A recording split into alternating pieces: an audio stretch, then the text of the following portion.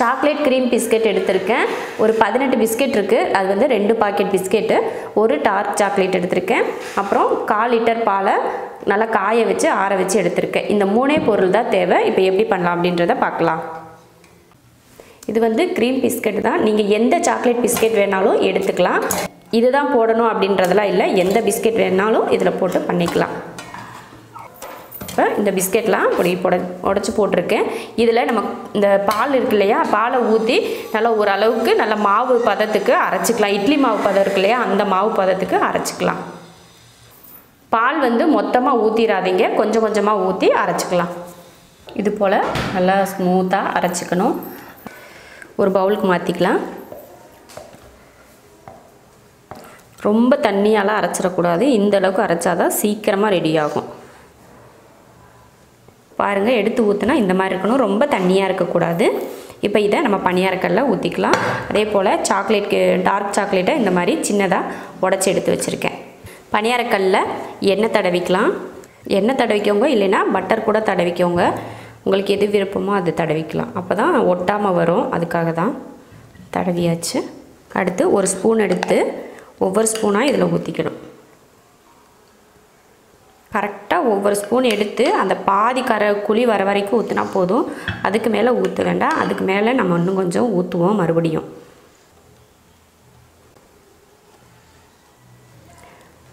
எல்லா குழிலையும் ஊற்றினதுக்கப்புறமா உள்ளே ஒரு சின்ன சாக்லேட் துண்டை உள்ளே வச்சிடலாம். இதை விட சின்னதாக கூட வச்சுக்கலாம், நம்ம விருப்பம்தான். இல்லைன்னா இந்த சாக்லேட் நல்லா கரையை வச்சு உருண்டையாக பிடிச்சி கூட வச்சுக்கலாம். வச்சாச்சு. இப்போ மேலே ஊற்றிக்கலாம். கொஞ்சம் அந்த சாக்லேட்டை மூடுற அளவுக்கு நம்ம ஊற்றிக்கணும். இப்போ சாக்லேட்டை வச்சு இது போல் எல்லா குழிலையும் மேலே ஊற்றிட்டிங்கன்னா அந்த சாக்லேட் உள்ளே இருக்கிறது தெரியாது. அவ்வளோதான். இப்போ இதை நம்ம அடுப்பில் எடுத்து வச்சிடலாம். ஸ்டவ் ஆன் பண்ணி பணியாரக்கல்லை அடுப்பில் எடுத்து வச்சுருக்கோம். நல்லா ஃபுல் சிம்மில் வச்சுட்டு மூடி வச்சிடலாம். நல்லா வெளியில் ஏர் வராத அளவுக்கு மூடி வச்சாச்சு. இப்போது ஒரு 7லேருந்து 8 நிமிஷம் வரைக்கும் இந்த அடுப்பு வந்து சிம்லேயே இருக்கட்டும். அப்போ அது கரெக்டாக வேகும். அப்புறம் நம்ம திருப்பி போட்டு மறுபடியும் கொஞ்சம் நேரம் வேக வச்சோன்னா சரியாக போயிடும். ஒரு 7 நிமிஷத்துக்கு அப்புறமா ஓப்பன் பண்ணி பார்க்கலாம். இப்போ 5 நிமிஷம் ஆயிருக்கு. இப்போ எடுத்து பார்க்கலாம். எடுத்தாச்சு. இப்போ திருப்பி போட்டுடலாம். மொத்தம் 7 நிமிஷத்தில் 5 நிமிஷத்தில் திருப்பி போடுறதுக்கு 5 நிமிஷம், அந்த திருப்பி போட்டதுக்கப்புறம் வேகிறதுக்கு ஒரு 2 நிமிஷம், அவ்வளவுதான் டைம், மொத்த டைம். எல்லாத்தையும் திருப்பி போட்டாச்சு. ஒரு 2 நிமிஷத்துக்கு மறுபடியும் மூடி வச்சுட்டு அதுக்கப்புறமா ஆஃப் பண்ணிக்கலாம்.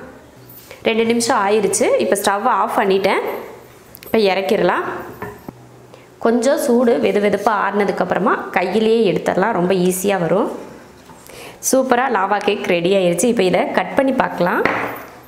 சூப்பராக லாவா கேக் பணியாரக்கல்ல ரெடி ஆயிடுச்சு. உள்ளே பார்த்தீங்கன்னா இது போல் சாக்லேட் வந்து மெல்ட் ஆகி சூப்பராக இருக்கும். வெளியிலலாம் நல்லா வெந்து உள்ளே வந்து சாக்லேட் அப்படியே மெல்ட் ஆகி சூப்பராக இருக்கும். சாப்பிட்றதுக்கு பார்த்தீங்கன்னா தெரியும் எவ்வளோ அழகாக இருக்குது பார்க்குறதுக்கு.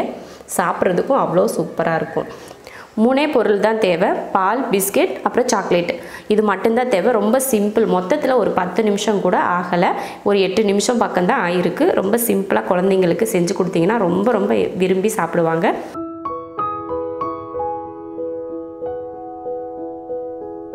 நான் வந்து சாக்லேட் பிஸ்கெட் எடுத்து வச்சுருக்கேன். நீங்கள் எந்த பிஸ்கெட் வேணாலும் எடுத்துக்கலாம். சாக்லேட்டில் இந்த பிஸ்கெட் தான் செய்யணும் அப்படின்றதுலாம் இல்லை. நான் சாக்லேட் கேக் செய்யணும் அப்படின்றதுக்காக தான் சாக்லேட் கலரில் பிஸ்கெட் எடுத்திருக்கேன். நீங்கள் எல்லா பிஸ்கெட்லேயுமே இந்த மாதிரி கேக் பண்ணலாம். இதுக்கு வேறு எந்த பொருளுமே தேவையில்லை. பாலும் இந்த கடைகளில் கிடைக்கும் இல்லையா, ஈனோ, இந்த நெஞ்சரிச்சலுக்கெல்லாம் குடிக்கிறாங்களே, அது மட்டும் இருந்தால் போதும். இந்த 3 பொருளில் நம்ம கேக் செய்ய போகிறோம்.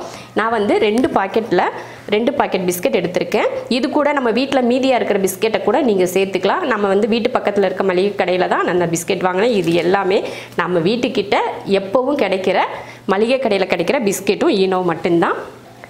இப்போது மிக்சியில் அரைக்கிறதுக்கு போட்டுக்கலாம். இதில் சர்க்கரை எதுவுமே நம்ம சேர்க்க தேவையில்லை. ஏன்னா இதிலேயே இனிப்பு எல்லாமே நிறையவே இருக்கும். அதனால் எதுவும் சேர்க்க வேணாம். இப்போ இதை நல்லா பவுட்ரு பண்ணிடலாம். இது போல் நல்லா பவுடராக அரைச்சிக்கணும். இப்போ இதை ஒரு பவுலுக்கு மாற்றிக்கலாம்.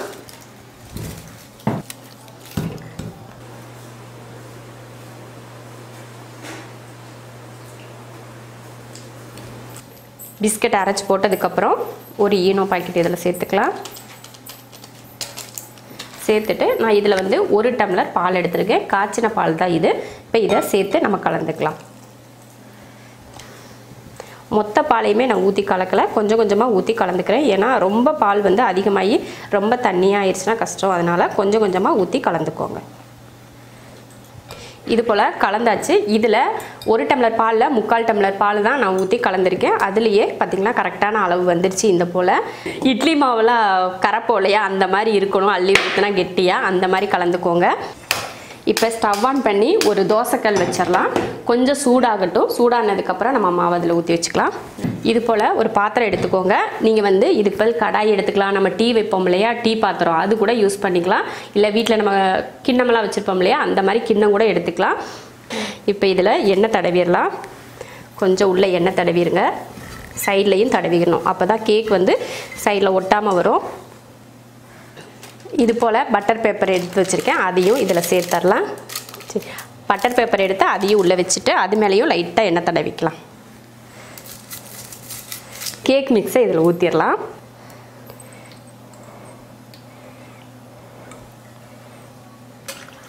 இந்த கேக் பாருங்க, சின்ன குழந்தைங்க கூட செஞ்சிடலாம். இப்போ பாப்பாவே இதை செய்கிறேன்தே சொல்லுவாள். அந்தளவுக்கு ரொம்ப ஈஸியான கேக் இது.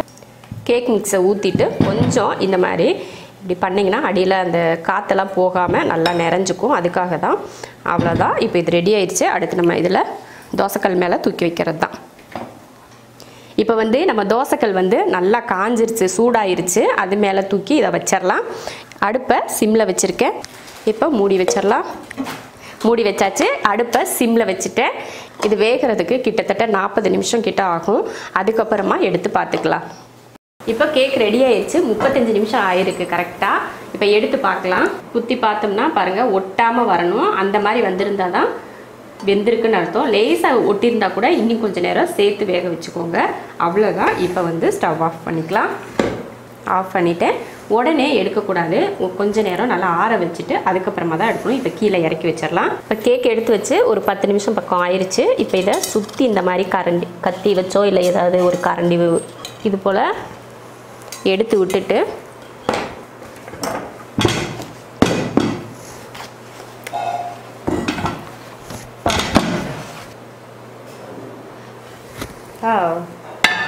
ரொம்ப குட்டி கேக்,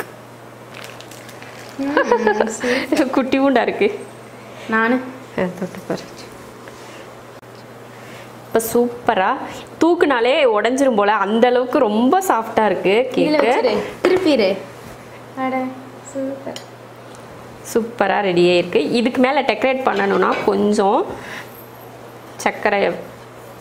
சர்க்கரையை தூள் பண்ணியிருக்கேன். அதை இப்படி பண்ணிக்கலாம். சூப்பராக கேக் ரெடி ஆயிடுச்சு.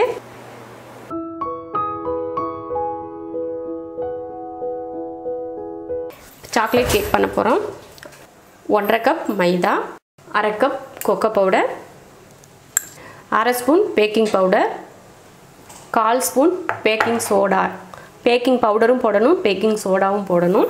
கட்டியெல்லாம் இல்லாமல் இருக்கிறதுக்காக ஜலிச்சுக்கலாம். இந்த கப்பில் 3/4 கப் சர்க்கரை, 1/2 கப் எண்ணெய், பால் 1 கப். இப்போ இதை கலந்துடலாம். கலக்கிறப்போ பால் பத்தலைன்னா இன்னும் கொஞ்சம் கூட எக்ஸ்ட்ரா சேர்த்துக்கலாம். இதை வந்து நல்லா கட்டி இல்லாமல் கலந்து எடுத்துக்கலாம். அவ்வளோதான், கலந்தாச்சு. நல்லா இது போல் கட்டி இல்லாமல் இதே பக்குவத்தில் கலந்துக்கணும். ரொம்ப தண்ணியாக இருந்துடக்கூடாது, கெட்டியாக தான் இருக்கணும். இது போல் கேக் டின் எடுத்திருக்கேன். அதில் ஒரு பட்டர் பேப்பர் போட்டு மேலே எண்ணெய் தடவிருக்கேன். கேக் மிக்ஸை இதில் ஊற்றியாச்சு. ஊற்றிட்டு லைட்டாக அந்த மாதிரி தட்டிக்கோங்க. அப்போ தான் உள்ளே எல்லாம் காற்றெல்லாம் இருந்துச்சுன்னா அதை ஃபில் ஆயிரும். இதையும் நம்ம கடாயில் தான் வைக்க போகிறோம். கடாயை நல்லா சூடு பண்ணிவிட்டு அதுக்கப்புறமா இதை தூக்கி வைக்கணும். நான் வந்து யூஸ் பண்ணாத ஒரு கடாய் வச்சுருக்கேன். யூஸ் பண்ணுற கடாய் கூட நம்ம வச்சுக்கலாம், எதுவும் ஆகாது. இந்த மாதிரி ஒரு தட்டு வச்சுட்டு அதுக்கு மேலே தட்டு இல்லைன்னா ஸ்டாண்ட் எது வேணாலும் நம்ம வச்சுக்கலாம். அதுக்கு மேலே நம்ம கேக் மிக்ஸை தூக்கி வச்சிடலாம். இப்போ இது மேலே மூடி ஒன்று போட்டுடலாம். இது போல் ஒரு மூடி வச்சிடலாம். மூடிட்டு 40லேருந்து 50 நிமிஷம் வரைக்கும் இதை அடுப்பில் வேகட்டும். அதுக்கப்புறமா எடுத்து பார்க்கலாம். இப்போ கேக் அடுப்பில் வச்சு 50 நிமிஷம் கிட்ட ஆயிடுச்சு. 45 நிமிஷம் தாண்டி 50 நிமிஷமே ஆக போகுது. இப்போ எடுத்து பார்க்கலாம் வெந்திருக்கா அப்படின்னு. இடையில ஓப்பன் பண்ணிலாம் பார்க்கவே இல்லை. இப்போ தான் ஓப்பன் பண்ணுறேன். எப்படி வெந்திருக்குன்னு பார்க்கலாம். பாருங்கள், சூப்பராக சாஃப்டாக போகுது, குச்சியில் எதுவுமே ஒட்டலை. அவ்வளோதான், கேக் ரெடி ஆயிடுச்சு. இப்போ அடுப்பை ஆஃப் பண்ணிடலாம். அடுப்பை ஆஃப் பண்ணிவிட்டேன். இப்போ கடாயிலேருந்து கேக்கை தனியாக வெளியில் எடுத்து வச்சுருந்தேன். அப்போ தான் சூடெல்லாம் ஆறும். எடுத்து இடத்துல மாற்றி வச்சிடலாம். ஆறுனதுக்கப்புறமா இதை எடுத்துக்கலாம். கொஞ்சம் ஆறணும், ஒரு 10 நிமிஷம் கிட்ட அப்படியே விட்டுட்டிங்கன்னா ஆறிடும். அதுக்கப்புறமா நம்ம தனியாக எடுத்துக்கலாம் கேக்கை.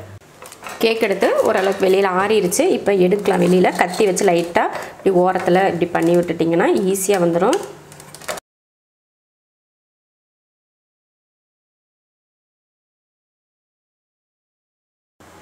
அவ்வளோதான், கேக் பாருங்கள், தொட்டாலே அப்படியே பஞ்சு பஞ்சாக அமுந்துது. அழகாக கேக் ரெடி ஆயிடுச்சு.